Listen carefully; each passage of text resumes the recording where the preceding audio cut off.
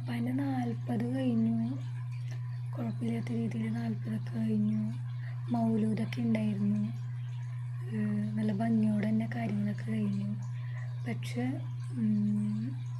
നമുക്ക് ഓക്കെ ആവാൻ പറ്റണില്ല, എന്താ പറയുക, ഉൾക്കൊള്ളാൻ പറ്റണില്ല.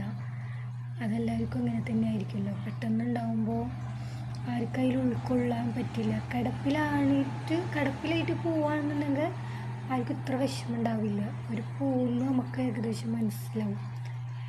ഇത് ഒരു കുഴപ്പമില്ലാണ്ട് കിടപ്പിലായിട്ട് പോവുകയാണെന്നുണ്ടെങ്കിൽ ആർക്കും ഇത്ര ഇതുണ്ടാവില്ല. ഇത് ഉച്ചവരെ പണിക്ക് പോയി വയ്യാണ്ടാവണ വരെ പണിക്ക് പോകണ ഒരാളാണ്. അപ്പോൾ ഉച്ചവരെ പണിക്കൊക്കെ പോയിട്ട് പിന്നെ കിടപ്പ് കിടന്ന് പിന്നെ എണിച്ചിട്ടില്ല. അപ്പോൾ എല്ലാവരും ദുആ ചെയ്യുക. ഖബറിന് നല്ല മാസത്തിലാണ് പോയത്. അപ്പോൾ ദുആ ചെയ്യുക, ഖബർ വിശാലാക്കി കൊടുക്കാനും ദുആ ചെയ്യുക. പിന്നെ വീട്ടിലേക്ക് പോകണം. ഒറ്റയ്ക്കാണ്, ഉമ്മയും വാപ്പ ഒറ്റയ്ക്കാണ് നിൽക്കൽ.